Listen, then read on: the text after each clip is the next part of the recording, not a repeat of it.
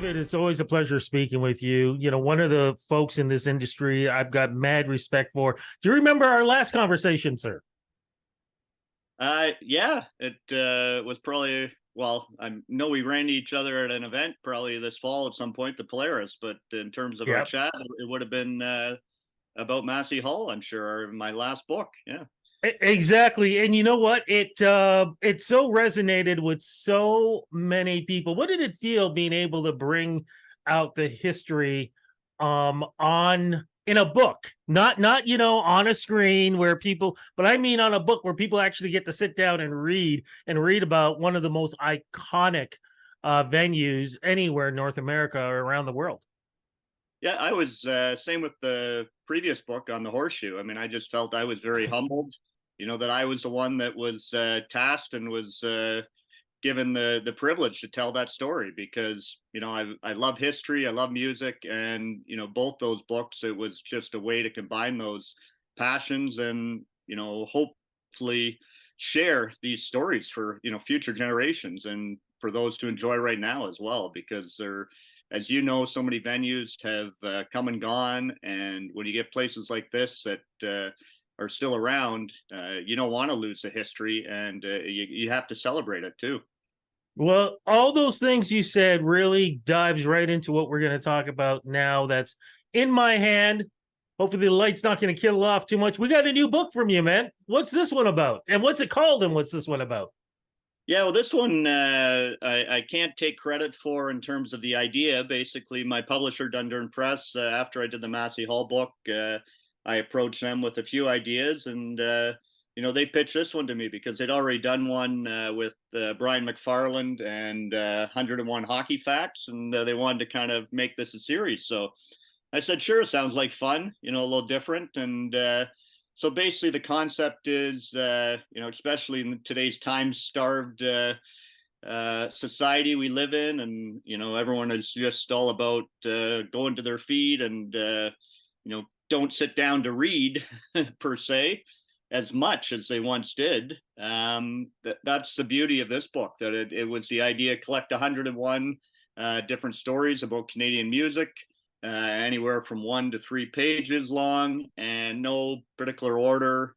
So anyone could just pick up the book, open to a page, and read a story, learn something about our rich history we have here in Canada of music from different genres, different provinces, different eras. So What I love about this book, I felt like I grew up experiencing what you put in this book. And there were certain things that I forgot about. And then there were things I didn't know about. So for you as a music historian, how do you collect this rich amount of information and be able to do something like this? it definitely was a challenge at first, because I felt a little overwhelmed, thinking, oh, how am I going to come up with 101 fascinating facts? But as you know, Rudy, for someone who covers the music scene, I mean, we could come up with 1,001. I mean, Yeah. there is so much more there. So once I got kind of diving deeper into it, kind of the premise I took is I wanted to have as much diversity as possible, both from the genres covered and provinces, eras. So that was one of the mandates, and so that helped as I started to curate the type of stories I put in. And then it was also, there were certain probably artists or songs or moments in Canadian history, like you referenced, that you remembered or maybe had forgot about. I wanted to include those as well. So initially, I thought, oh, these got to be 101 like facts or stories no one's ever heard before. But then I was like, no, that's not the whole idea here, because you can't just assume everyone knows all of these things, right? Like example, like SARS and the whole, huge concert, one of the biggest concerts in Canadian history, right? That happened, when we had the SARS pandemic. So I thought, something like that worthwhile to put in and, write a little story around. And then there were some others where they were kind of newer stories where I went out to artists or people I knew in the industry and, asked them to, share a story kind of from the road or behind the scenes. Maybe they hadn't shared before. So You know the thing I forgot?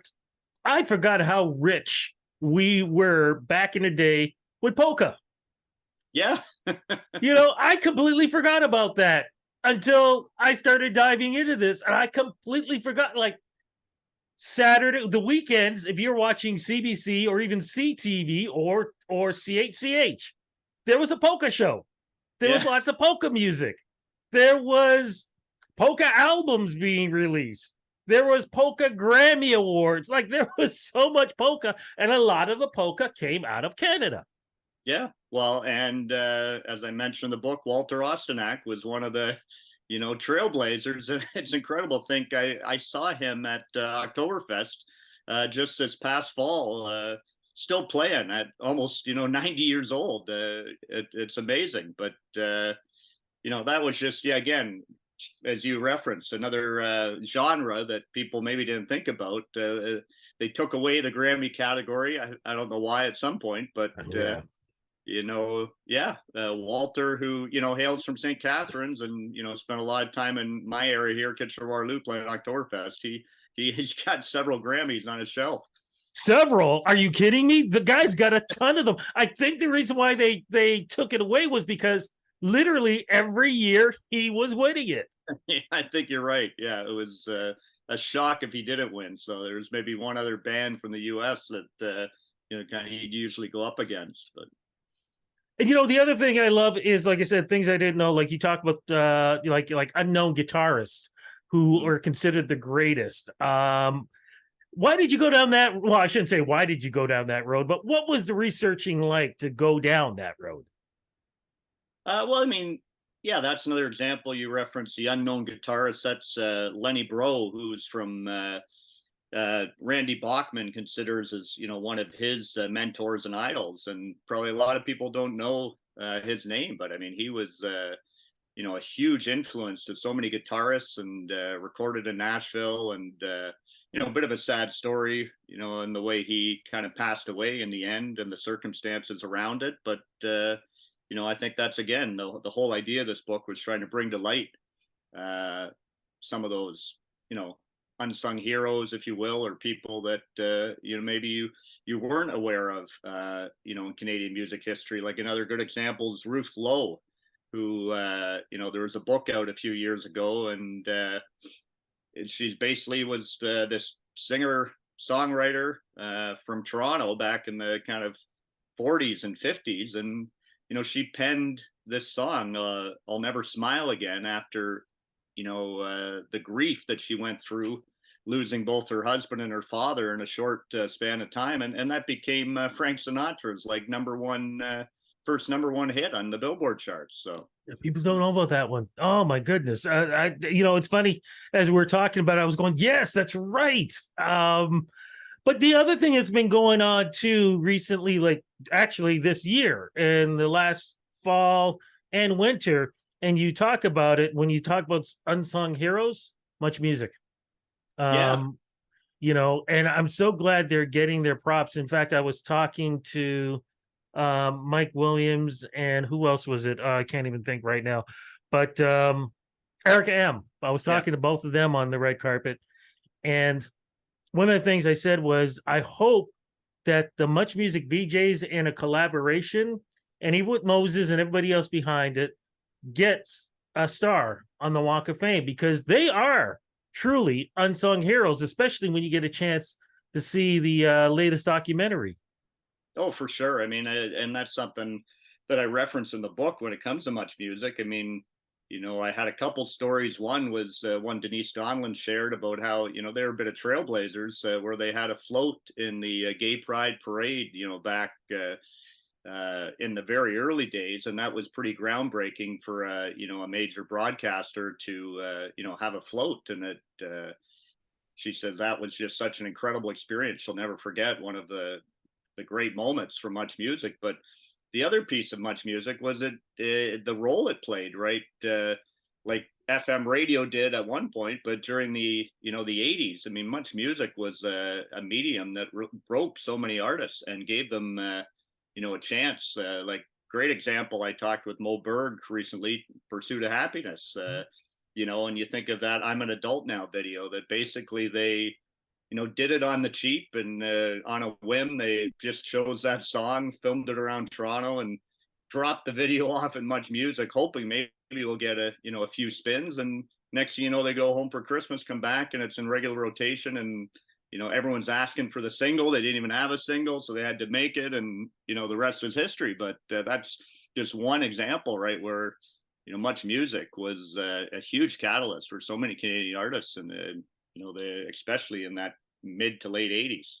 And I want to add something else in there too about Much Music. Much Music, the Much Music Video Awards were the only video award show where the audience did not sit. Everybody stood. And they even said MTV would see this and go, how are they pulling this off, not having a seated audience? But Much did it for years. They were the first and I think only video show to have an audience that never sat down. This is such an amazing book of information. What did it feel like to you when it was all done? You get the box sent to you and you're holding on to this. Like, what did that feel like, knowing all the time you put into making this happen? I mean, it's always a great feeling. I mean, I still can't believe this was my third book. But the moment you open that box and pull out the labor of love, and it's more than just me that put it together. I mean, I'm so pleased with my publisher Dundurn, and everyone there, from the editors to the publisher to the designers. Like, at the end of the day, the cover and the way it looks, I think it's an appealing book, and it's pretty exciting to and I've been able this time around, unlike the Massey Hall book because it came out during the pandemic, but I've done a lot of events this fall, a little mini book tour, and that's been a lot of fun to go out to various cities and share these stories with people. And I've done a few trivia events, which has kind of been a new unique thing, but that's the neat thing about this book. It kind of lends itself to that, and that's been fun as well, to kind of test people's Canadian music trivia. And that's what I was going to ask next. Because you have all this rich information, any chances this book is going to be turned into some kind of board game or video game or something? You got Trivial Pursuit. Why can't we have a Canadian music version of that? Because this is perfect for that. Yeah, you never know. Yeah, it's there definitely is a wealth of stuff in there, and there's lots of things people do know, but hopefully there's some that will stump others as well. Amen to that. Where can we get it? Anywhere really. The usual places you buy books: Amazon, Indigo. But I always say support your local indie bookseller. So in Toronto, Book City, and another story bookshop, any places in whatever neighborhood you live in, or whatever city you live in. That's a win-win. I always find you support the authors and support the indie bookstores that are real promoters of Canadian authors as well. Absolutely. As we wrap this up, any thoughts for the next book? Well, in terms of music, I don't have anything lined up, but I do have another one of these style books. My other passion, not all your listeners may know, but I've been a golf writer probably for 25 years, and so I've signed a contract to do 101 fascinating golf facts next. So, Hey, what do you think about that? I can't think of his name. What's his name? Now he's going to like Arabia, whatever. What do you think about that whole deal? Yeah, John Rahm. Yeah. I don't know. It just, to me, it's one more example. It just kind of sickens me about money talks, to use that Yeah. expression. That some people are so swayed by money, and that they already have so much money they'll never ever be able to spend in their life. And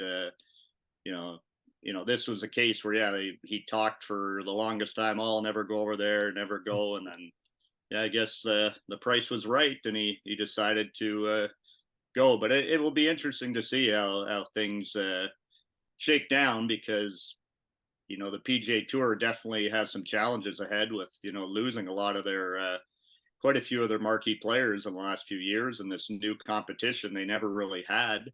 And you know Well, I guess they're probably thinking about Tiger Woods Jr. going, hurry up, grow up. yeah, We need you you're here. right. We need you here. Hey, look, man, congratulations on this amazing book. Absolutely love it. Looking forward to talk. Let's talk about the golf when you get the golf book out. Let's talk about that. I'm not the best golfer in the world, but I do try my best, and I would actually love to talk to you about when the spring rolls around. If you have the book ready, if not, I'd love to still talk to you about it, because guys are still trying to get out there, trying to get they're doing it right now, trying to get their golf swing Oh ready. yeah, yeah.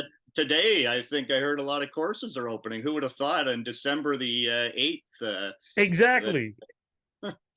Who knows? But look, man, congrats on this. Look, all the best thanks, for you Rudy. over the holidays, and definitely looking forward to talking in 2024. All right, you as well, Rudy. Always a pleasure.